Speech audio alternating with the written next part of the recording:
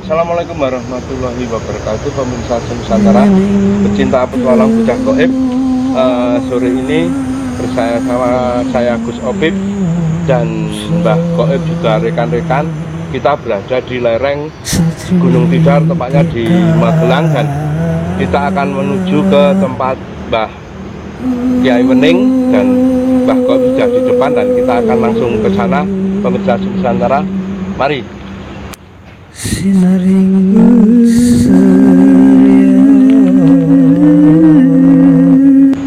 Assalamualaikum warahmatullahi wabarakatuh, pemirsa Nusantara. Ini bersama saya Gus dan Mbah Gaib yang baru saja kirim doa kepada Mbah Wening. Assalamualaikum, Mbah. Udah agak tadi ya, Mbah? Ya. Nah, ini kita akan ada di lereng Gunung Tidar, Mbah, tepatnya di Magelang. Nah, sejarah daripada Mbah Wening gimana, Mbah? Sejarah dari Mbah Kyai Wening di situ itu adalah tempatnya itu adalah tempat masuknya tuhan antara Mbah Wening dan Kyai Braga dan makam suci. Oh, yang barusan saya tadi pembukaan itu ya, Mbak? Iya. Oh, itu sudah pas posisi gerbang. Itu pas pintu gerbangnya masuk ke makam-makam suatu sampai ke atas. Oh, gitu ya? Lewat bawah di lereng Gunung Tidar ini. Pertama kali yaitu Mbah Wening. Namanya Mbah Wening. Iya. Nah, itu yang diartikan Mbah Wening gimana, Mbah? Pemirsa Nusantara, Mbah Gaib lagi sedikit interaksi. Gimana, Mbah? Mbah Wening itu tahun, kalau dilihat dari nisannya itu tahun 5 berapa terus 33. Oh, berarti sudah lama juga. Kok daripada ini dari Mbah Kyai Wening sendiri, terus belakangnya ada Mbah Dangkal dan makam 7. Kalau saya tahu sejarah Mbah itu, Mbah Wening itu di posisi di lereng Gunung Tidar ini, itu apa itu, Mbah? Dia posisinya? Dulu-dulunya itu adalah sosok seorang kejawen. Ya. Kejawennya itu sangat kental, dan sebenarnya yang tahu seluk-beluk tentang Gunung Tidar di daerah dataran timur ini sampai ke selatan sampai 2 tahun itu pintu gerbangnya itu sesungguhnya di sini. Di sini. Ya. Nah, daripada arti wening itu untuk Wening, kita sebagai dalam arti wening, kalau menurut tadi saya berinteraksi, wening, itu adalah sesuatu yang berhubungan dengan organ tubuh manusia. Iya. Iya, Pak. Agar selalu jangan memikirkan makan dan minum, tapi harus dalam pikiran itu harus hening mencari sesuatu agar ingat selalu kepada yang Maha Kuasa. Oh, dari Wening. intinya di situ ya, Iya. Pak. Jadi bahasanya sebelum kita menuju ke atas ke Mbah Sisu Bakir itu kita harus wening dulu. Ya, Jadi kita harus bersih, tenang Maksudnya untuk menuju ke atas. Dalam arti wening itu untuk menjaga perut agar gimana ya namanya orang tua laku atau prihatin itu harus kalau bisa ya menahan lapar dan haus. Oh, Itu gitu. harus kuat, maka hati akan bersih dan pikiran juga akan menciptakan sesuatu kebaikan sehingga akan tercipta sesuatu apa yang tidak tahu bisa tahu. Oh, begitu ya, Pak? Iya. Dan ini setelah ini kita akan langsung lanjut ke seterusnya, Pak? Ya, itu daripada sejarah dari kenapa makam Mbah Wening itu posisi di bawah sini. Iya. Itu adalah suatu menggambarkan Wening itu dalam arti kan ngiling-ngiling. Oh, kan Sebelum kamu itu masuk, Iya, Pak. sebelum kamu itu masuk ke dunia astral atau dunia goib dalam berziarah atau kirim doa, Iya. harus menggunakan tata cara yang baik dan tata cara yang menurut sesuai dengan syariat atau menurut keyakinan setiap insan. Oh, gitu ya, Pak? Iya. Oh, itulah daripada Mbah Wening itu ya, Iya. mengingatkan Kalau kepada Wening juga kita-kita ya. asal usulnya juga berarti dari orang Magelang asli, Oh. dari sini. Oh, dulu-dulunya ya, Pak? Dulunya termasuk orang Magelang pertama kali. Oh, gitu ya. Dan Termasuk pertama kali, bukan yang pertama kali. ya, ya, Pak, ya. Oke, ya, ya. Kalau tadi menurut tadi pada waktu saya berinteraksi dan melihat secara di mata goib saya seperti itu. Oh, gitu. Dan kita akan langsung lanjut ke Iya, kita akan ke Mbah Brangkal juga ke makam tujuh ya, Pak? Ya, ke Ya. sana. Mungkin ini pemirsa makom daripada Mbah Wening. Ya, berada di sini. Ya. Nah, udah, Mbah, mungkin kita bisa langsung lanjut, Mbah. Ya, mari. Monggo. Assalamualaikum warahmatullahi wabarakatuh. Mari pemirsa se-Nusantara langsung lanjut ngikuti Mbah Qoib. Monggo.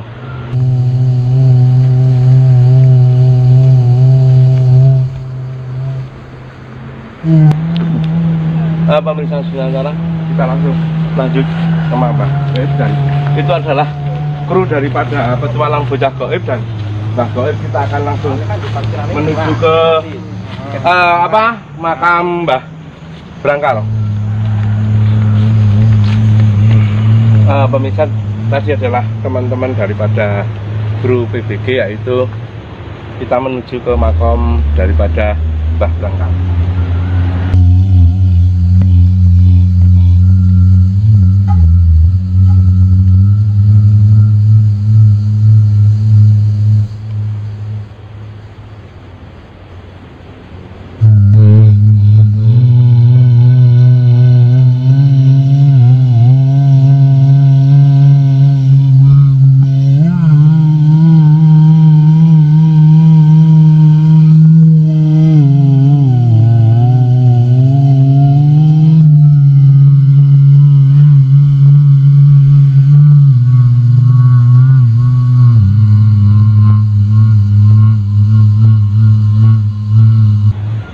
Gimana, Mbah? Udah, Mbah? Gimana, Mbah? Sejarah daripada Mbah Brangkal. Ya, kalau dilihat dari posisi dan mata goib saya tadi, Ya. kalau Mbah Wening itu Ya. di tahun 5 berapa, terus 33 tahun. Tapi kalau Mbah Brangkal ini malah justru lebih kacek berapa ya?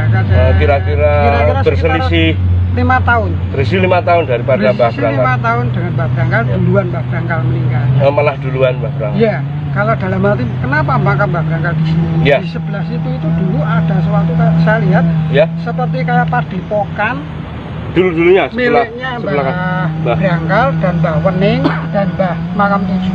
gitu ya, Pak? Itu di sebelah situ itu, coba Mas, di sebelah situ itu adalah ada semacam kayak pendopo besar sekali. Dulu itu, Pak? Ya, dulunya itu Mbah Wening dan Mbah Brangkal, Mbah Makam 7 itu posisinya berada dan mendirikan suatu padepokan yang berada di sekitar sini. Oh, gitu ya, Pak? Ya, itu pun sebelum zamannya, posisinya itu sebelum Gunung Tidar ini banyak pohon-pohon besar begini. Oh, bahasanya masih gundul gitu ya? Ada pohonnya tapi masih Cuma kecil-kecil beberapa lah, gitu ya, Pak? pendek-pendek, bukan seperti sekarang ini. Kalau saat ini kan banyak Ya. cemara-cemara. Iya, iya, Pak. Daripada Mbah tahu kok bisa dinamakan Mbah Brangkal, Pak? Kalau Mbah Brangkal ini kan dulunya kan memang dulu dia yang babat alas. Babat alas di daerah sini, iya. karena di sini itu dulu perengan dan banyak kayak hutan tapi gundul. Iya. Bisa dikatakan di sini itu banyak bebatuan. Oh gitu. Banyak bebatuan, dan di situ itu pada waktu itu Mbah Brangkal datang ke sini, itu banyak sekali orang-orang Magelang itu korban dari zaman Belanda. Oh. Jadi antara Belanda itu banyak orang-orang Magelang di sekitar sini itu banyak sekali yang kelaparan. Akhirnya dengan bantuan dan zikir atau wiridan meminta kepada Allah, sesuatu mukjizat datang. Akhirnya disebut Mbah Kyai Brangkal. Oh. Begitu. Berarti mungkin para santri yang manggil Mbah Brangkal gitu ya, Mbak? Iya, banyak karena dikatakan di situ itu Mbah Brangkal, karena posisinya Mbah Kyai Brangkal ini memang dia adalah suatu kiai juga, dengan kekuatan doanya dia dan dengan kekuatan kebatinannya dia itu bisa mendatangkan makanan, dan sehingga orang-orang yang berada di sekitar sini dulu itu bisa dibantu, bisa ditolong oleh bantuannya beliau. Oh, berarti karomah daripada Mbah Brangkal itu karomahnya dulunya itu dia bisa mendatangkan suatu makanan apa kebutuhan daripada santri dan orang-orang sekitar, gitu ya, Pak? Akhirnya banyak yang menjadi santrinya dia. Oh, cara dia mengajarkan kebaikan kepada santrinya awalnya gitu ya, Pak? Iya, awalnya memang dia mengajarkan kebaikan, membantu sesama manusia. Gitu ya, Pak? Begitu. Terus dibantu oleh Mbah Wening itu. Iya. Kalau posisi Mbah Wening itu dalam arti dia mengajak atau mengajarkan agar mereka orang-orang yang belum beragama itu posisinya biar pikiran itu bisa hening dan mendapatkan sesuatu, bisa usaha dengan gigih, dengan tangannya sendiri dia bisa mencari makan untuk mencukupi keluarga. Oh, berarti ini waktu istimewaan daripada Mbah Kyai Brangkal. Iya. Dan kita setelah ke Mbah Brangkal kita langsung lanjut ke makam 7, Mbah. Kalau bisa ke Mbah Brangkal aja, Mas, nggak apa-apa. Oh. Kami mau ke makam 7 ya. Kita bisa biar tahu dan masyarakat Nusantara tahu, oh inilah tempat daripada makam 7 gitu, Mbah. Ya. Siap kalau gitu. Pintu masuknya itu tadi pintu gerbangnya adalah dekat sebelum ke makam Mbah Wening. Dan istilahnya jalan yang utama untuk menuju ke makam 7 itu adalah Mbah Kyai Brangkal yang sejarahnya tadi cuma sekelumit saya katakan untuk menjaga agar orang-orang itu jangan sampai meminta hal-hal yang tidak diinginkan. Sebab dengan doa dan kekuatan kebatinannya apa yang dia ucapkan beliau itu selalu pada zaman itu mendatangkan suatu keajaiban sehingga bisa mendatangkan apa yang jadi keinginannya. Maka siapa saja yang mau ziarah ke sini dengan meminta kepada Allah setelah mendoakan Mbah Kyai Brangkal, lalu meminta kepada Allah, minta sesuatu apapun demi untuk kebutuhan keluarga, insya Allah akan sukses. Amin amin. Berarti kita akan langsung menuju, Mbah, ke makam 7. Monggo, Mbah. Pemirsa, kita akan langsung menuju ke makam 7. Kita ikuti Mbah Koib. Monggo, Mbah. Silakan, Mbah.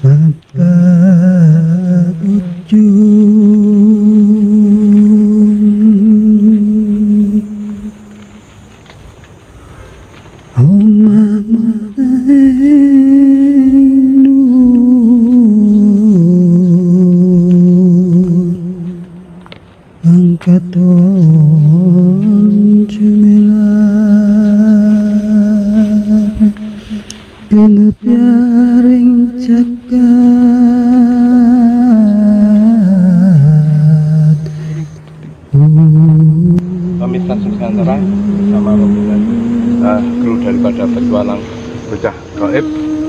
Kita sudah sampai ke makam 7 dan dari sana Mbah Gaib lagi kirim doa dan kita akan langsung tanya-tanya kepada beliau, Mbah Gaib tercinta yang selalu berada di channel petualang bocah gaib. Mari.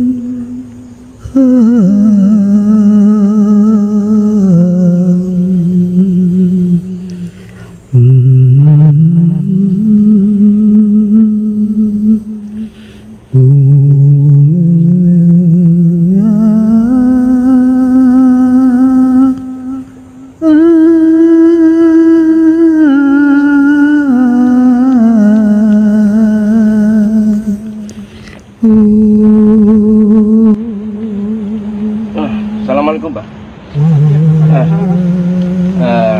Pemirsa, ini adalah daripada makam 7 yang berada di lereng Gunung Tidar ya Mbak? Iya, ini juga di sebelah timurnya Mas. Ya. Ini kalau menurut Mbak daripada filosofi makam 7 itu gimana Mbak? Dalam arti 7 itu bisa dikatakan di atas perjanjian antara Tasuk Bagi dengan Sabtu Palon. Ya. Itu sebenarnya ada di sini. Kuncinya itu ada 7. Ada 7 memang. Iya, 7 itu dalam arti bisa dikatakan juga pitulungan. Bahasa Jawanya 7 itu pitulungan. Iya. Jadi daripada nek wong sing saka Mbah Yai Wening bisa hening terus ke Mbah Brangkal yang dalam perjalanan sampai ke makam 7, kalau kita berhasil menenangkan hati, kita akan untuk menuju ke atas ke Syekh Subagir, kita dalam keadaan bersih gitu ya Pak? Iya, kita sudah mendapatkan suatu pitulungan. Oh gitu Mbak? Ya Mbah Wening kita eling dan hening. Iya Mbak. Mbah Brangkal, liku-liku perjalanannya itu walaupun ke posisi sudah hening, sudah ada ketenangan, itu pasti ada gejolak atau kerakal-kerakal atau jalan tidak lurus atau jalan yang penuh dengan cadas-cadas. Iya. Dan di sini ini menggambarkan setelah Mbah Brangkal ada makam 7. Ya, makam 7 ini adalah suatu gambaran, suatu pitulungan atau suatu keberhasilan akan mendapatkan sesuatu keberuntungan. Oh gitu ya? Iya. Untuk menuju ke atas ke tempat daripada beliau sebelum sampai ke makam Mbah Subagir. Oh gitu ya. Abah, Iya. tadi tidak sengaja Mbah, itu benar apanya. Saya melihat sosok Khotam itu badannya kecil, dia pakai putih tapi serempangan gitu Mbah. Itu yang mana Mbah? Itu yang ini. Yang sebelah itu? Iya. Dia punya jenggot dikit putih gitu. Iya. Oh dia ya Pak? Mbah makam 7 itu ya. Memang sebenarnya ada 7 makam. Iya.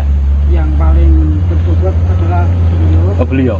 Yang berbobot yang kedua adalah beliau. Oh. Yang berbobot lagi yang ketiga ini. Ini yang ketiga. Iya. Ini adalah masih ikatan seseorang tokoh yang mempunyai ilmu yang tinggi dan kuat dan hebat, energinya juga kuat sekali. Dan kalau Mbah ini sebenarnya itu kalau Mbah di makam 7 ini saya cuma mau menyebutkan bahwa di sini ini adalah makam dari adik seperguruan dengan Simolodro. Oh, Simolodro yang berada di puncak sebelah selatan ya Pak? Iya. Dan nanti kita bisa ke sana ya? Oh gitu ya Pak? Adik seperguruan dengan beliau. Yai Simolodro itu. Oh gitu ya Pak? Yang makamnya berada di atas sana. Oh iya Pak. Dan kita suatu saat ke sana ya? Iya, kenapa di sini juga dimakna makam-makam itu? Karena apa? Di Jawa atau di luar Jawa atau di Sunda itu ada manusia harimau. Nah, caranya itu benar di sini di Gunung Tidar. Di Gunung Tidar filosofinya itu banyak. Ada banyak. Makam 7 termasuk menggambarkan ada manusia 7 harimau itu dukun-dukun yang hebat pada zaman waktu itu ada di Sumatera dan ada di Tasik. Kalau menurut empu, kalau bahasa dulu empu atau gimana? Kalau Pak? menurut dulu ya sepertinya kayak empu atau dukun bisa dikatakan gitu. Kalau sekarang kita dulu Orang yang mungkin berilmu tinggi. ilmu tinggi ya, kayak Iya, orang yang linuwe, ilmu linuwe bahasa Jawanya, Pak. Linuwe yang bisa merubah wujudnya, kekuatannya dan kesaktiannya itu seperti harimau. Oh, gitu ya, Pak. Terus sejarahnya kan di daerah Sumatera itu memang ada. Kalau di Jawa itu, kalau di Jawa memang posisinya nggak ada, tapi ada keturunannya dari Tasik. Tasik itu juga ada semacam kayak keturunan dari Simolodro. Ya itu termasuk bisa berubah menjadi harimau itu karena lidahnya itu bujel, Mas.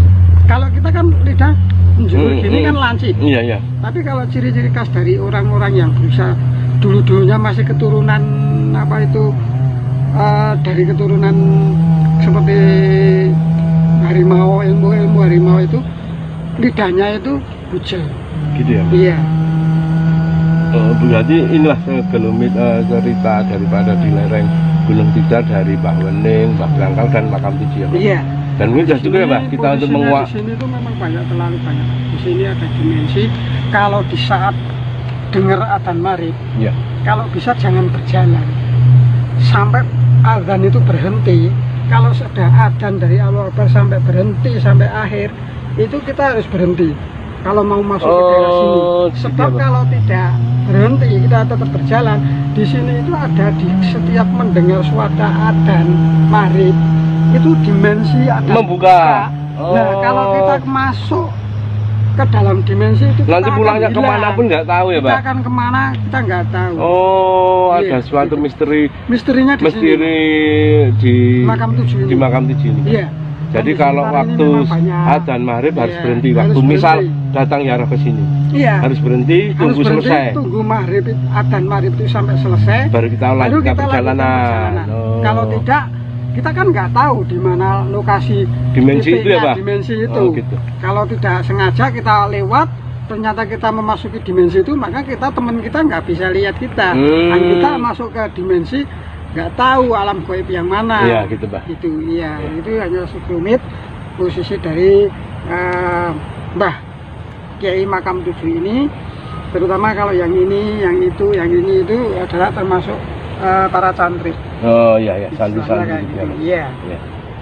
Tapi ini saya lihat dari mata gaib saya dan posisi saya berinteraksi tadi Ya. dengan Mbah Suro Adidipo, Mbah Ya. Suro Adidipo, Ya.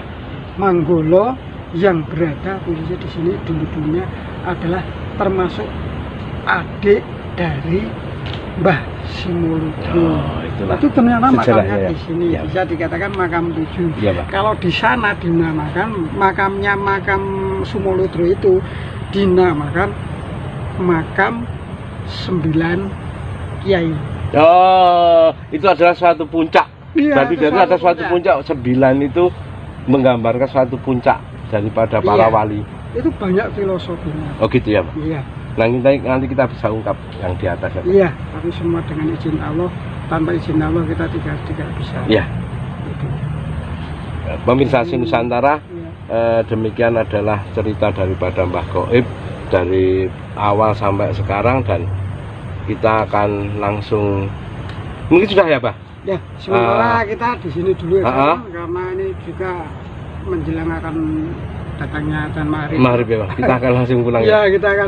Pemirsa Nusantara, demikian adalah cerita daripada Mbah Goib, dan kita akan jumpa lagi di lain waktu. Dan assalamualaikum warahmatullahi wabarakatuh.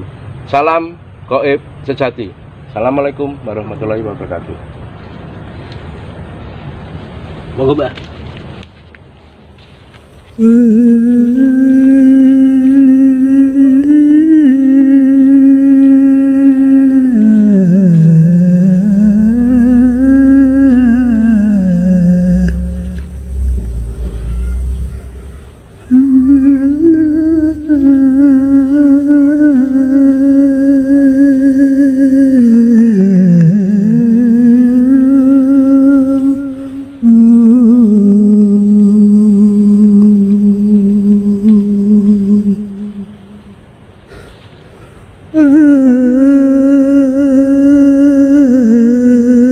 Bertemu lagi dengan saya, Mbah